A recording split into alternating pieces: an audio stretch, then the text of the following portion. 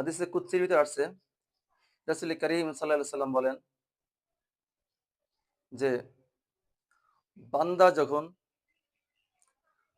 হাদিসে কুদসির ভিতরে আসছে, রাসূল করিম সাল্লাল্লাহু আলাইহি সাল্লাম বলেন যে আল্লাহ তাআলা বলছেন, বান্দা যখন একটি নেকির কাজ করার ইচ্ছা করে, তখন আমি তাকে একটি নেকি তার আমলনামায় লিখে দিই। সুবহানাল্লাহ।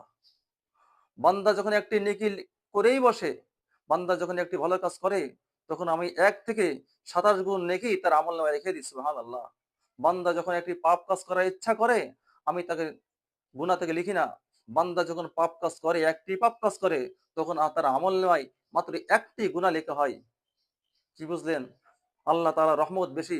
বান্দা নেকির কাজ করলে, একটি নেকির কাজ করলে ১ থেকে ২৭ গুণ নেকি তার আমলনামায় লিখে দেওয়া হয়। আর বান্দা যখন গুনাহের কাজ করে, আমার আল্লাহ মাত্র একটি গুনাহ তার আমলনামায় লেখা হয়।